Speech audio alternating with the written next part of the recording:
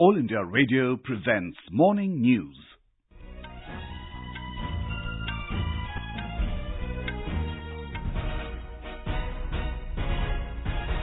Good morning, I'm Sanjay Mattu. The headlines. Finance Minister Nirmala Sitharaman says government is taking steps to further boost the economy. Shiv Sena President Uddhav Thackeray to be sworn in as Chief Minister of Maharashtra today. In Jharkhand, campaigning for first phase of assembly elections comes to a close this afternoon. Assam government imposes ban on tobacco products. And Gotabaya Rajapaksa arrives this evening on his first visit to India as President of Sri Lanka.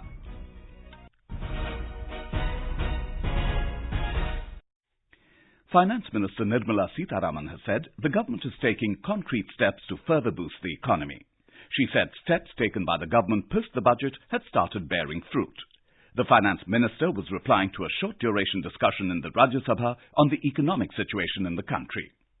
Expressing our concern and also hearing what the government is doing towards keeping the economy and its growth with Sabka Saath Sabka Vikas. So the steps that are being taken are taken in the interest of the country. The finance minister said that several measures like recapitalization of banks, GST reform and other policy decisions have been taken to augment the economy. Mrs. Sitharaman said Prime Minister Narendra Modi was himself taking personal interest so that the economy can be on a higher trajectory. The finance minister said India's economy is not facing any recession. She said it will never slip into recession. She said the government has done well on several economic parameters as compared to the UPA dispensation. Earlier, during the discussion, opposition parties questioned the government over the economy, claiming that the country was heading towards a deep crisis. Shiv Sena President Uddhav Thackeray will take oath as the next Chief Minister of Maharashtra today. The swearing-in ceremony will be held at Shivaji Park in central Mumbai this evening. Mr. Thackeray will head the Shiv Sena NCP Congress Alliance government. The Shiv Sena has 56 MLAs, NCP 54 and Congress 44 in the 288-member assembly in the state. Governor Bhagat Singh Koshyari has given Uddhav Thackeray 7 days' time till the 3rd of December to prove his majority on the floor of the House. Meanwhile, NCP Chief Sharad Pawar, Uddhav Thackeray, Congress leader Ahmed Patel and Party General Secretary in charge for Maharashtra, Mallikarjun Kharge, yesterday held talks over the Council of Ministers and today's swearing-in ceremony. More from our Mumbai correspondent.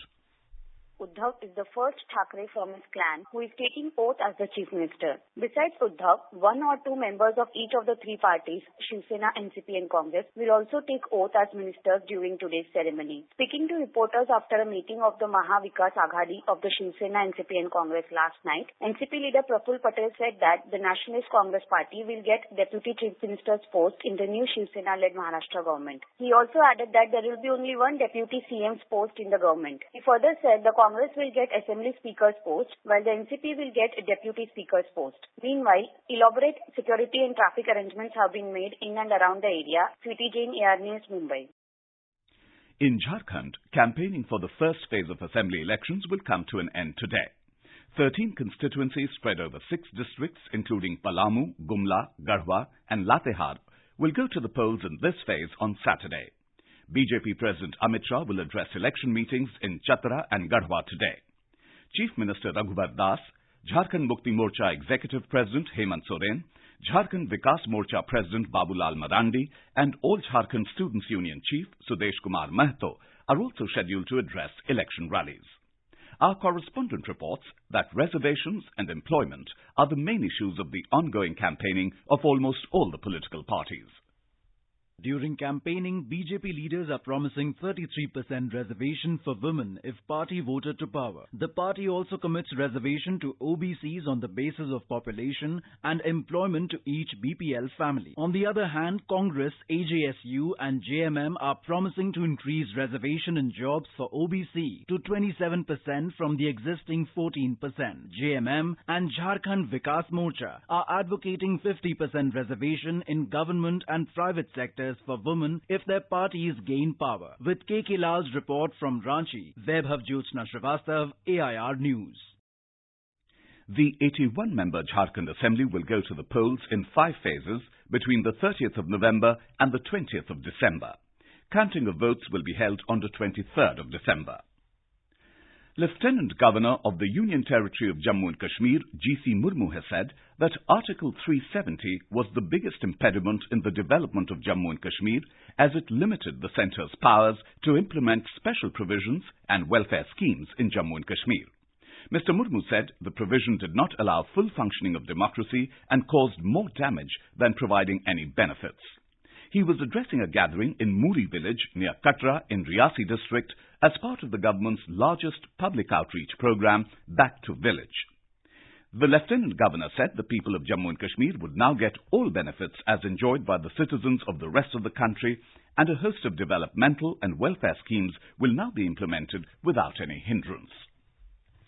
Minister for Consumer Affairs, Food and Public Distribution, Ram Vilas Paswan, has said that the government is making all efforts to ensure that prices of onions are moderated across the nation.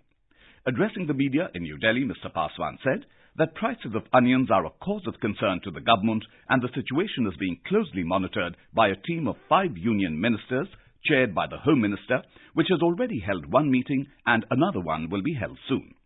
The minister stressed the fact that there is a 26% decline in domestic production due to a delayed monsoon. He said the buffer stock of 57,000 tons of onions with the government has been liquidated and therefore there's a need to import. This is All India Radio giving you the news. For quick news updates, visit our News on AIR app and follow us on Twitter at AIR News Alerts. You can also visit our website www.newsonair.com. The Assam government has prohibited the manufacture and sale of gutka, pan masala or any chewing material in the state. An order issued by the Food Safety Commissioner said that the manufacture, storage, sale, display and transportation of any product containing tobacco or nicotine are prohibited in the state for 1 year. The state government has also announced that it will install 1 lakh tube wells across the state in order to provide water for irrigation in the state. The tube wells will be installed under the Pradhan Mantri Krishi Sinchai Yojana with a view to extending coverage of irrigation and management of groundwater. An official release has said that a decision to this effect was taken in a meeting of the Irrigation Department chaired by Chief Minister Sarbanand Sonowal. Under the scheme, in the first phase, 4,779 solar and electric power-driven tube wells will be set up in the state, benefiting around 18,577 farmers. President Ramnath will visit Vrindavan in Mathura district of Uttar Pradesh today. During his day-long visit, the President will participate in several programs. More from our Lucknow correspondent.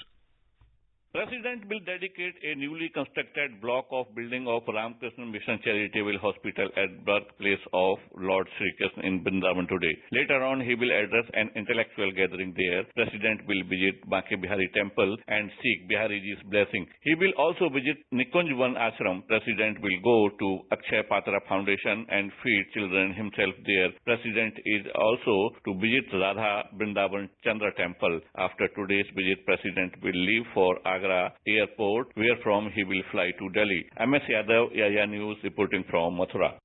In Uttar Pradesh, the 47th All India Police Science Congress, AIPSC, begins in Lucknow today. The two-day event will be inaugurated by Puducherry Lieutenant Governor and retired IPS officer Kiran Bedi. Union Home Minister Amit Shah will be the chief guest at the valedictory function tomorrow evening. Our correspondent reports that Uttar Pradesh Police, in association with the Home Ministry and the Bureau of Police Research and Development, is organizing the event at the police headquarters in Lucknow.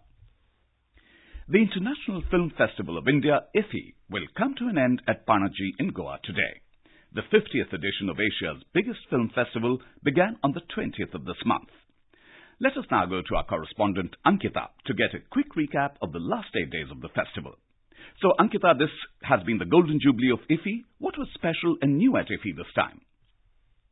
Sanjay, this is the 50th year since its inception in 1952, and a host of IFFI firsts were introduced. The Golden Retrospective showcased all Golden Peacock winning films since the Sri Lankan Peralya way back in 1965, and the Golden Lining Retrospective saw films which have completed 50 years in the industry, since 1969. And 50 films by 50 women filmmakers were also screened. So you must be looking forward to the closing ceremony now. Sanjay, the closing ceremony of IFIET 50, of course, I'm looking forward to it. It's to be held this afternoon in Goa. And the theme of the event is Ek Bharat Shresth Bharat. And the Union Minister of Information and Broadcasting, Prakash Javadekar ji, and Goa Chief Minister Pramod Sawant, they're both expected to be present. They will be presenting the Golden Peacock Awards as well. Hari Haran with his band Colonial Cousins will also be performing during the ceremony. Thank you for that update, Ankita. And for more updates, you can listen to the midday news this afternoon at 2 p.m. Renowned cartoonist Sudhis, whose works graced several newspapers in a career spanning 58 years, passed away after suffering a cardiac arrest yesterday. He was 87. Dhar began his career with The Statesman in 1961, after which he moved to the Hindustan Times. His cartoons have also appeared in The Independent, The Pioneer, Delhi Times, New York Times, Washington Post, and Saturday Review, among others. The President of Sri Lanka, Gotabaya Rajapaksa, will reach New Delhi this evening on a 3-day state visit to India. This will be his first official visit abroad after assuming office on the 21st of this month. During the visit, Gotabaya Rajapaksa will be accorded a ceremonial reception at the forecourt of the Rashtrapati Bhavan tomorrow.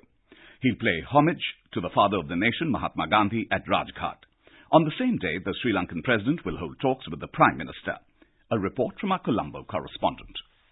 PM Modi was the first foreign leader to telephone Mr. Gotabaya on his victory and invite him to visit India. A host of issues including stability in Indian Ocean region, economic cooperation and Tamil issue in Sri Lanka may figure during talks between the two leaders. Sri Lankan President has said in an interview recently that they will not do anything that harm India's security and that they understand the importance of Indians' concerns. Santosh Kumar for AIR News from Colombo. U.S. President Donald Trump has signed 2 bills into law supporting the Hong Kong protesters. The first one would require the State Department to certify once a year that Hong Kong is sufficiently autonomous to retain its special U.S. trading consideration. Under that designation, the city is not subject to the tariffs that have been levied on China. The second bill would bar the sale of munitions such as tear gas and rubber bullets to Hong Kong police. In a statement, President Trump said the bills were being enacted in the hope that leaders and representatives of China and Hong Kong would be able to amicably settle their differences, leading to long-term peace and prosperity for all. China denounced the legislation as gross interference in its affairs and a violation of international law. The UN says at least 120 people have died in rain-triggered flash floods and landslides across Kenya. The UN Office for Coordination of Humanitarian Affairs said 72 people lost their lives after a landslide buried their houses in West Pokot County in northwestern Kenya. And now for a look at today's newspapers, it's over to Tanvi Taneja. Thank you, Sanjay. Government formation in Maharashtra is the highlight on the front pages of all the papers. The Hindustan Times writes, Allies strike power deal ahead of Uddhav's oath. NCP gets Deputy CM, Congress Speaker, opposition leaders to attend swearing in.